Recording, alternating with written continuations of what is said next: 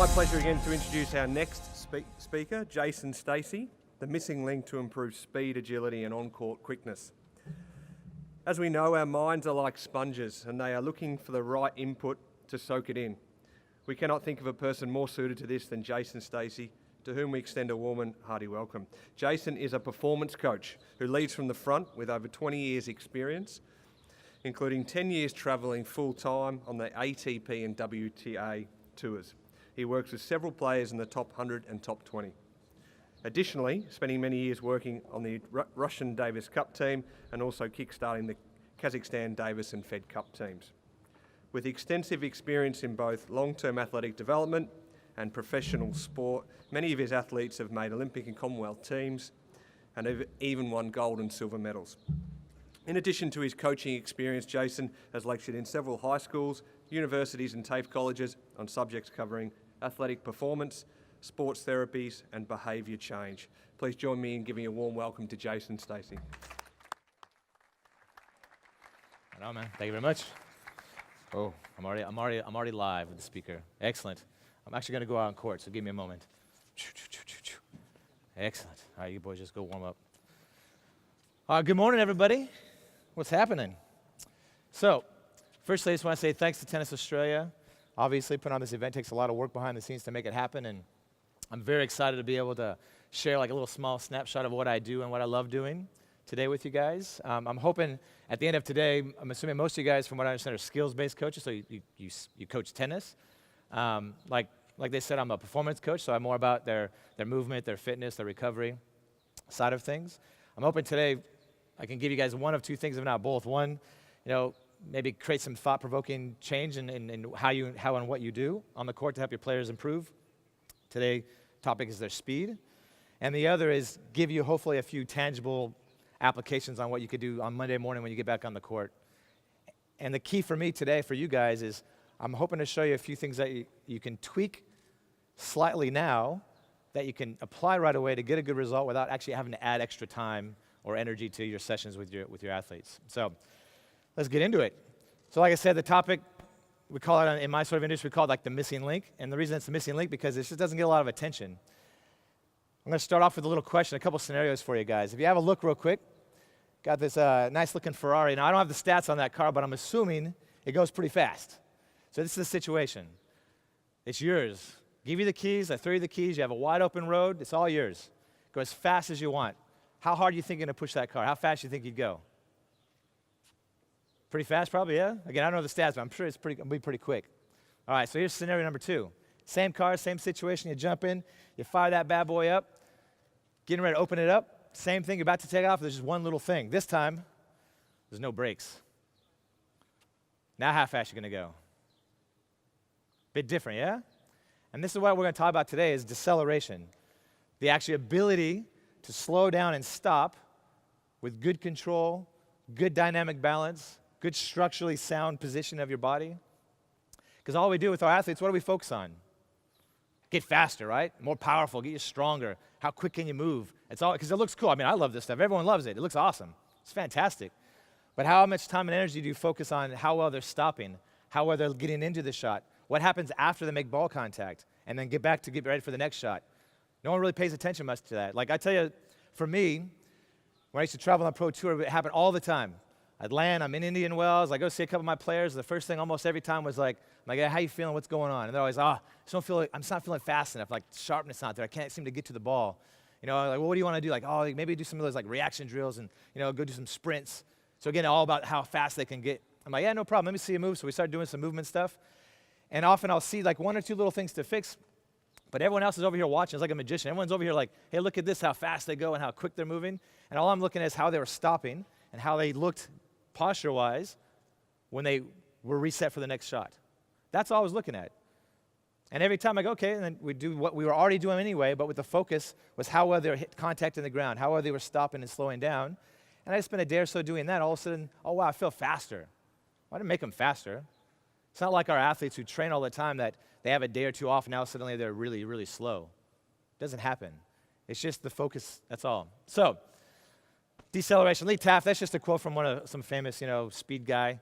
The quicker they can decelerate, our athletes can decelerate, which is slowing down and stopping, and then re-accelerate or recover, they're going to be the better athlete. They're going to be the one who's the fastest, especially in tennis. In tennis, we're never running from over here all the way to there in a nice, fast, straight line. When it comes down to it in application, it doesn't matter if I have these two guys race to the wall, who gets there the fastest. It doesn't matter, because that's not what tennis is. It's constantly stop, start, change direction. Now, I know a lot of stats, they say it's like, depends on what paper you read, 3 to 7 times you start, stop in the average rally. In my opinion, I think it's a lot more because they look at how many times they went that way, and then they reset, and then they went that way. But if I went for my forehand, that's the change of direction. I went this way, I stopped, I hit my shot, and I reset. That moving from here to here and resetting, that's a change of direction.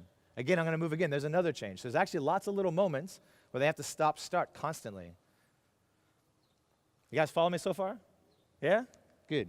I get pretty excited, so if I start getting on a tangent, just, bear with me. All right, so the two things, the whiff of me. You guys heard of this? Just what's in it for me? So why should we focus on it? I gave you a couple little key things, but the two main points we're going to focus on today is one is injury prevention, and two, performance enhancement. And just so you know, I'm just going to talk for like 5 more minutes, and then we're going to go on court, and we're just going to go through some movement stuff to show you guys, all right? Just going to give you guys some things to think about and come back later on and maybe watch the videos after the conference is over. Injury prevention. Now, look, just like teaching someone a forehand, I bet you I can go out to the city right now with a racket in my hand. I'm not a tennis player on any level whatsoever, but I can go out there with the tennis racket, stop 20 people, show them a forehand, give them the racket, say, hey, can you do the forehand? And I bet you they have the physical ability to do the movement. Would you agree? Now, would they be able to do it really well and very accurately and with good form? Probably not. It's a skill. Just like learning how to stop and slow down, it's a skill. Just like that Ferrari has an amazing engine, awesome suspension, handles really well, but it doesn't mean anything. It doesn't have good brakes. Our athletes' brains and nervous system are very, very smart. It's going to only allow them to work as hard as they can control. It make sense? Yeah? So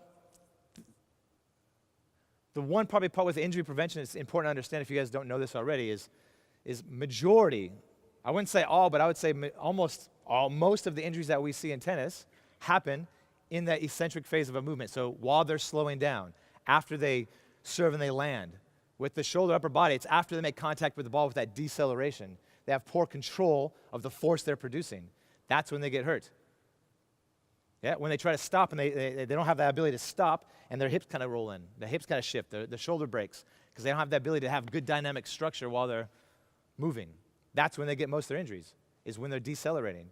And again, how much time do you guys spend teaching how to decelerate? You don't. But yet, most of our injuries happen there. And that's why I call it the missing link, is that we need to put some time and energy in giving them a good eccentric strength. Just really briefly without getting into detail, eccentric strength is, if I have a contraction, there's 3 muscle contractions, right? One is when the muscle is contracting and getting short. Another is when I'm contracting but it's not moving, like isometric, I'm holding something. And the other is where it's contracting while it's getting longer. That's eccentric strength, right? We'll demo it in a little bit in a moment anyway, but that's just so you guys understand. All right, performance. Now this is the part everyone loves, right? So I'll give you 2 little quick examples. My bullet points here to say, look, if they have good deceleration skills, they can control their posture while they're moving, they're going to be more energy efficient, they're going to be more powerful, more consistent, more accurate, they're going to recover better and be ready for the next shot sooner than the next guy or gal, sorry. And in one rally, if there's 5, 6, 7, 8 shots, was it like 3 is the average or 4? Each one of those little moments of me getting a little bit faster, I'm getting a little bit more ahead. I'm actually gaining time if I am a little bit faster at getting ready for the next shot. So I don't have to be faster, I just got to be more ready. Now, I'll give you the 2 examples. Use this thingy. So I go with forehand. If I'm here and I have really good structurally sound positioning, yep, I have good dynamic balance, the amount of force that I've been training to be able to produce and the clean technique that I've been learning from you guys, I'm going to be able to take the full advantage of that. I'm going to have really much more accuracy. I'm going to be much more consistent. And obviously, all that force that's coming through the ground, I'm out of my racket through the ball, I'm going to use most of it. Let's say, if I'm here, my knee kind of rolls in or out, or my hips kind of sway, or my shoulder breaks, or I'm leaning forward too much, or I'm not where I should be technically speaking, and I can't control that movement, it'd be similar to like a fire hose, right? Let's say you got have you seen those fire hoses? Like take some of them, like 4 or 5 guys, like big, strong guys to hold it. A lot of force coming through. So you hook up the fire hose, all that energy's coming through, all that water's coming through, just like me pushing through the ground through my racket. Nice straight line, goes right through. That's the example where I'm in good postural control, I have good dynamic balance. All that energy's blasting out of the hose, right? Now, the other example would be if I'm not in the ideal position or I can't slow down and control the movement very well, it'd be similar, same thing. Same amount of force is going to come out of that hose, right? I still have the strength. I've been training for it. But now as I go along, there's a little kink in the hose here, and then a little kink in the hose there, and a little kink in the hose there. What's going to happen at the end of the hose? Not as much comes out, is it? Not as much force, not as much energy. So from my foot through my racket, through the ball, if I have those little kinks, I'm not going to get as much. Now, you guys follow me so far with that? Makes sense? Yeah? Good. The one cool part about a lot of our athletes is that they're really good at making it happen anyway, right? They'll force that to happen. They might be off balance, but they still can make that shot. They get back, and then they're ready. But that's what I mean by it's also wasting energy. One, we get more energy by having good structure. But two, if we're not in good structure, besides our injury risk going up, we're going to have to use more energy to get the same or less result. Does that make sense? Yeah? So I'll give you one last little example is, let's say I have my guys here. I say, look, I'm going to have you guys jump as high as you can. So we're on the court here. Jump as high as you can. We're going to measure how high you can jump. Cool? Then I'm going to jump one more time. And the only thing I ask them is this, all I want them to do the second jump is to jump the same exact height. So to get the same result. That's all I want them to do. But this time, they're on the sand and the beach. Just think about that. You guys been on the beach before, I'm assuming? Being in Australia, you probably have. What do you think they have to do to get the same height? What do you guys think? Can't hear you. What? They have to produce more power, right? They have to work harder to get the same result. And most likely, they're going to have to work a lot harder, and most likely, they're not going to get the same result because they don't have that good stiffness. So the example of the hard surface here, don't have to use as much force to get a good result versus the unstable sort of surface. I have to work a lot harder to get to get that same height or similar. It's like if I'm here and I get good core stiffness, I got good structure, I can get that power to come through. I could get more power with working less, using less energy. You follow me? Where if I don't have that good stiffness in my core and that good control, got good structure, I might be able to get the ball over there. I might be able to hit the ball pretty hard, but I got to work a lot harder. And how many shots do you guys take in an average tennis match? So you might be able to do that a few. Like in a rally's average 4. And how many rallies do you have? It's a lot. I don't know all the numbers. I'm not a researcher data kind of guy, but I'm sure it's a lot, right? Make sense? So they're going to wear out. The athlete has a better control of that movement, that posture. They're going to use less energy. At the end of the match, they're going to be powerful and efficient and accurate. The other guy's going to be falling apart and probably broken. We good? All right. I'll keep cruising because I want to get to the fun stuff. All right, so I've already kind of talked about this a little bit. What I want to help you guys with as skills coaches is what can you do now to help affect this, to improve this. It's like anything coaching. It's about what you're focusing on. We're going to do some ladder drills and some exercises that you probably guys all seen this. And I bet you in this room right now, there's probably a ridiculous amount of different drills and footwork things and ladder drills you guys come up with and things around the cones and hitting things out of boxes. So there's all kinds of stuff. It's not about some secret little special exercise or some new little drill that only we know. It has nothing to do with that. It's about your focus and your attention. And I'll show you what I mean in a minute. One of the things I want you to start thinking about, no matter what you're doing, if it's a drill, a technique thing, an exercise, a movement, every one of them have a beginning, a middle, and an end. We always miss the end part, but it's part of the whole equation. We can't have all effective movement if we don't have all three parts. All right? Here we go. So I'll go back real quick. What we're going to do is your missed opportunities to be able to sneak that stuff in without adding time is how many guys, show your hands, how many guys have your athletes do warm-ups? Better be a lot of hands. I mean, come on. All right, good. How many guys have a very clear, structured, focused warm-up every single time? Yeah, exactly. Don't lie. We know it's okay. All right, well, anyway, that's a good opportunity. Same with your on-court drills, which we'll go through in a minute. 3 quick key areas that we're going to go through. Very briefly, we're going to go through one basic assessment that you can do with all of your athletes. You don't need to go to school and study a whole bunch of different stuff. You don't need any equipment and no space. I'm going to show you one small part of that assessment, but I hope maybe that if you want, later on, go back and can do a little bit more research. Actually, after this conference, I'm going to put the details on my website so you guys can go back and look at all the other things that it finds out. But I just want to show you one little thing on how one part can affect everything else. And then we're going to talk about that core stiffness and absorption. So let's just get into it. Fellas, let's go. Come on. Let's give a hand for my boys out here. Oh, yeah. They're a bit nervous because I just saw them like a few minutes ago for the first time. Like I've met Dane before, but not this guy, and they only kind of know what we're going to do. So just hope they get really nervous. All right, first, if you guys can take off your shoes real quick. Probably should start with your shoes off. That's okay. You guys spend all that time back there tying your shoes. Yeah. All right, so what we're going to do, he doesn't normally tie his shoes, so it takes him a bit longer. It's practice. All right, so all I'm going to have you guys do is just like the photo. So the assessment I want to go over with you guys is called the overhead squat. Has anyone done that before? Seen it before a little bit? Yeah, perfect. So we're just going to do that now. So arms up over. Just put your arms over your head, guys. And all I want you to do, just however you normally do, just squat up and down. Just go down as low as you can. And you guys just watch their movements. Watch what their knees and hips are doing. How low are they going? What's their upper body doing?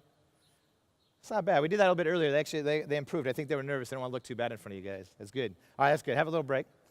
Now, what we showed you before, what I want you to do is just stand on the back of your shoes, just your heel. Yeah? Just make it as wide as you need, whatever's comfortable. So I'm going to do that same movement. So arms overhead. Just go down as low as you can. Do you guys see any difference at all? Yeah? So like this guy, like he's going much lower, yeah? Much smoother.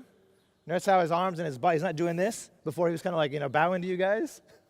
Now it's much, that's okay, you guys, good. So all I did was move their ankle like that much. Just a little tiny bit. But yet their entire body moved more efficiently, smoothly, and in better posture. They're more upright. Would you agree? Yeah? So I'm sure that most of your athletes will have some similar issue. The only point I want to make with this is something you can do right away with all your athletes. If I did this, and let's say Dane didn't have much difference at all, that's fine. It's okay. But most probably will have something going on there. So if I were to do this, as a skills coach, what I'd strongly suggest is go find a good physio or a strength coach and start having them work on that ankle mobility and that foot sort of stability stuff. Because no matter what I show you today and all the stuff that you guys do, it's always going to be limited by that. Hey, have you guys ever had athletes who, they're too upright, they don't get real low? Yeah? Probably all of them at some point. Yeah? So again, that can affect that. How well they can slow down and absorb forces is going to be affected by that. So even what we do with these guys today, I know that it's going to be limited on the result I'm going to get at the end if I can't help that one little area. All good?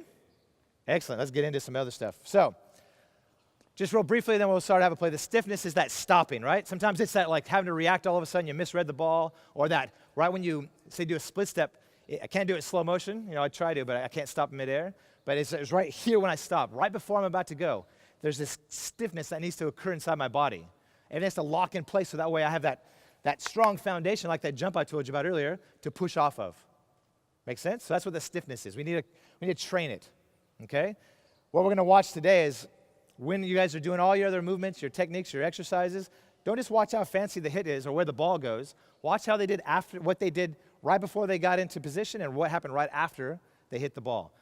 Watch their body posture. What happens? Can they keep that good dynamic balance? The other bit is absorption. So that's that slowing down, right? So I'm coming in, I'm slowing down. How can I absorb that force? After a serve, when I go up and I'm coming down, how well I absorb that force? Okay, it's going to determine how I end up and how ready I am for the next shot. All right? Good. The how we'll go over. That's what we'll play with. Don't worry about all that. Just remember that every exercise and movement has a beginning, a middle, and an end. We need to focus on that. The win for you guys, I suggest, which we'll do now, is in your warm-ups. We're going to do that in a minute with some ladder. Have you guys ever done any ladder drills or footwork drills? Raise your hands if you've done some sort of footwork drill, even once. Okay, well, we're going to start with that next. Okay? So, hey, if you guys grab a ladder. Actually, you know what? Just don't worry about the ladder. Come on out here. We'll use the line. So, just, like a ladder drill, like let's just do like a normal one, like one that you're good at. So there you go. Yeah, just go. Yeah.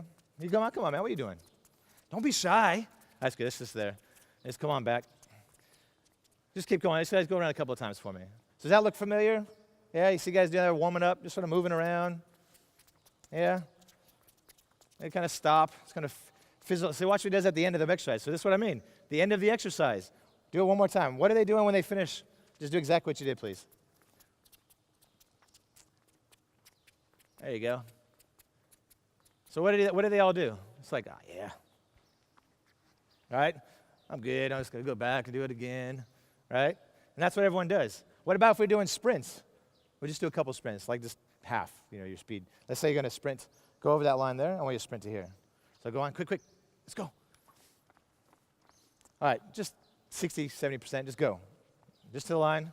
Okay, that's good. All right, good, one more time. So remember, there's an end of every exercise. Go, do it again. There you go. Like I said, it doesn't matter how fast he is in a straight line, so don't feel bad. All right, good, have a rest. So have you guys had your athletes do sprints before? Yeah? Yes or no? Yeah? Okay. Have you done ladder drills before? Yes. So the end of the exercise, what if, go back to the end. So I'm having my guys doing some sprints today. So guys, this time when you get to the line, instead of just going like this, yeah? Is that how you finish the shot and get ready for the next shot? Is it that way? No? So what happened? Just now they did, 3 or 4 sprints? That was 3 or 4 opportunities for me to make them better at stopping or starting and creating better habits, mental habits on how they train. Is that how you want your athletes to hit a forehand and kind of go, oh, yeah, I'll get back when I'm ready, whatever? Is that the kind of habits you want your athletes to have? Well, that's what you're doing every time you do an exercise and you don't focus on how they finish it.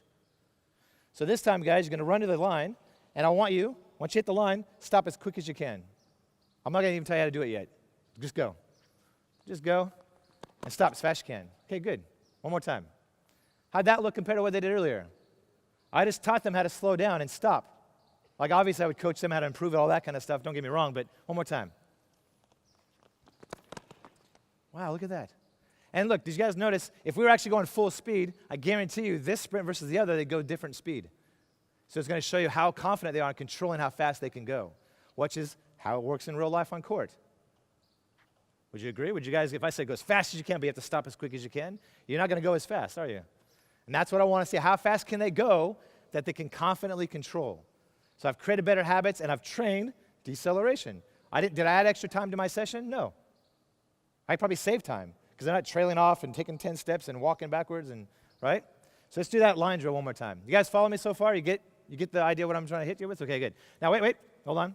This time, so they did pretty good at the line drills. Usually what you see is this, though, right? Guys look on the floor, and they're sort of, just kind of going through. They're trying to go really fast, and they're just sort of like, this is not how we play tennis either, right? We don't look at the ground. No? We're not just going, oh, whatever's happening. I want you to do the same thing.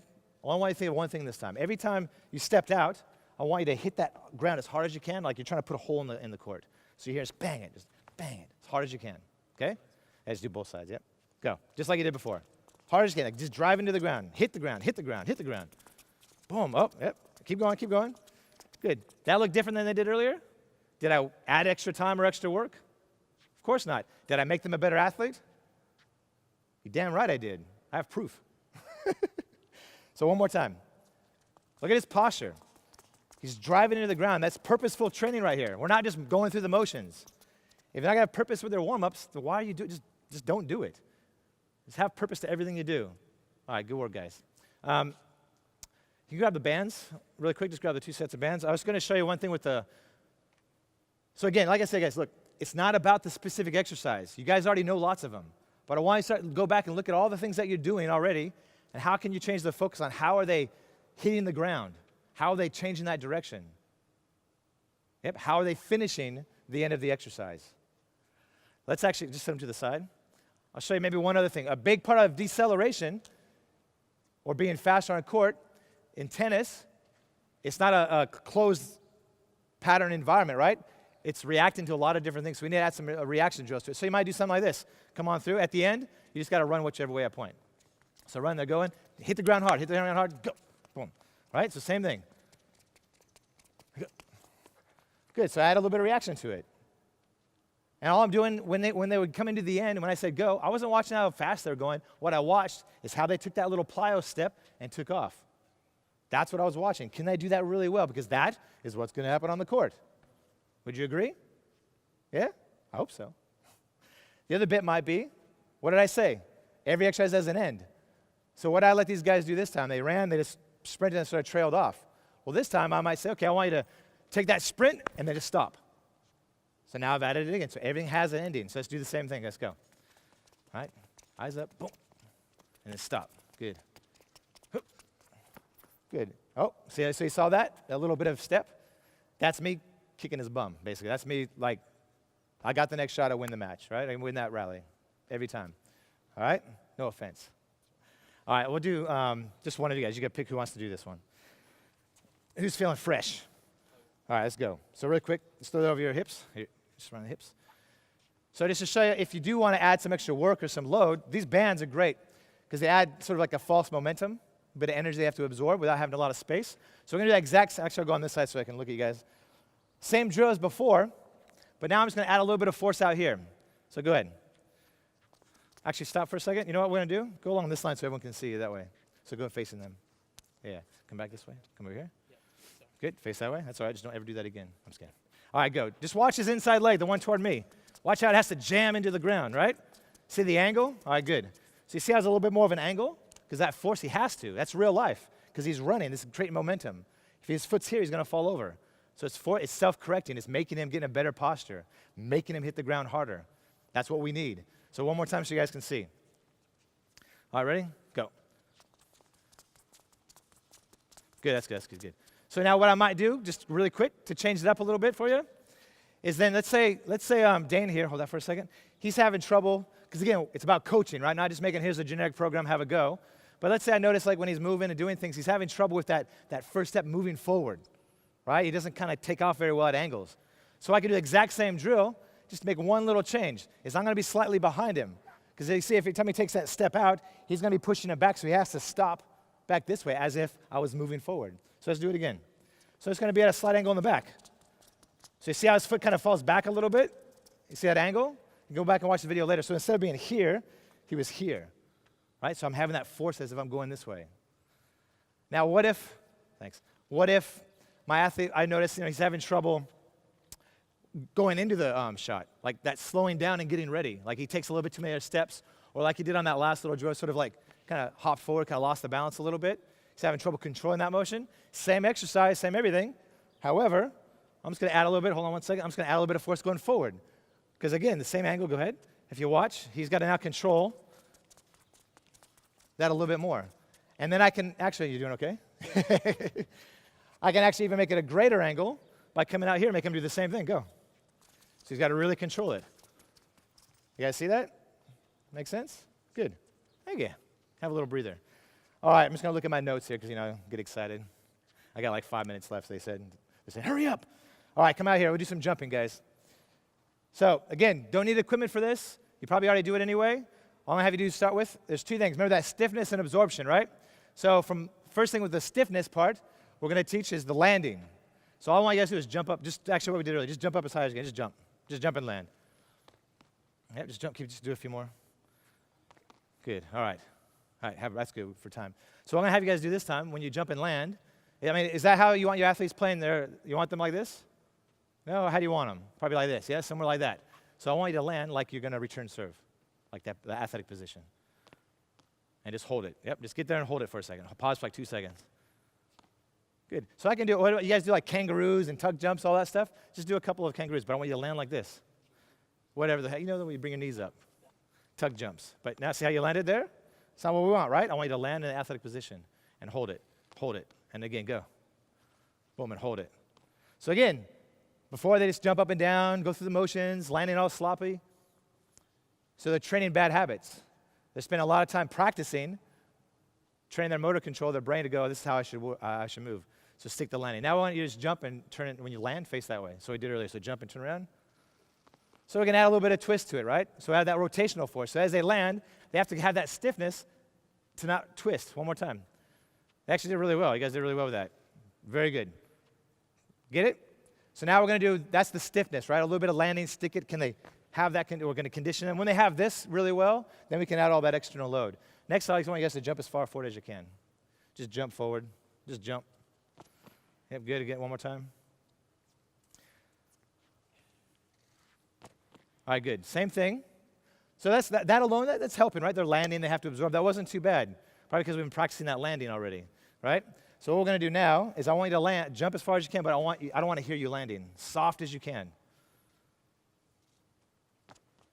One more time. I probably should have pointed out to watch their landing before, but that's okay. Go ahead. So really soft. So do you guys notice any difference there? It's a little bit more going down. So as they landed through the foot, the legs, the hips, everything kind of came down together more smoothly. They were learning how to absorb that movement. Yeah? Make sense? You guys follow me? So again, nothing fancy, stuff you already do, but just changing the focus. How are they finishing the exercise? All right. I think one last exercise I'm going to show, which is that hopping one. Remember I did that with you earlier? Let's do that. And then we'll wrap this bad boy up. Here you go. Put it around your waist. So what we'll do is maybe actually have you jump that way. Okay. Yep. So you remember what we did? So I'm going to have him do is I'm going to have him make a big jump forward and 2 or 3 little hops back. So go ahead, on your own, when you're ready. Good. Up. One more time.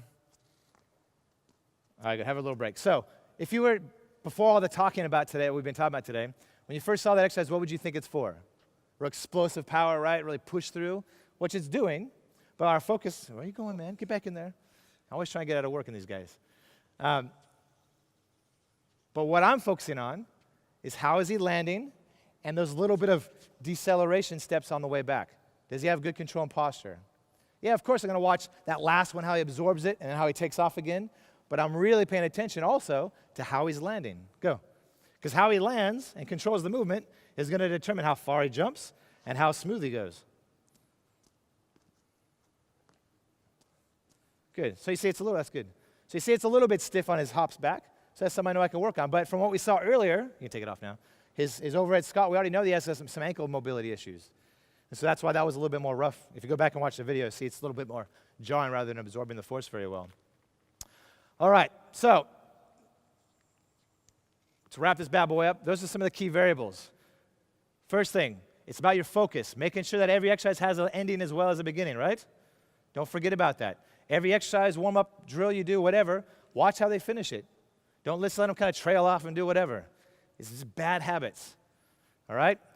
Reactivity, do some reaction drills along with this because in tennis, again, how well they can change direction, a lot of it's how they react to the movement, okay? Fatigue, have them do this while they're tired.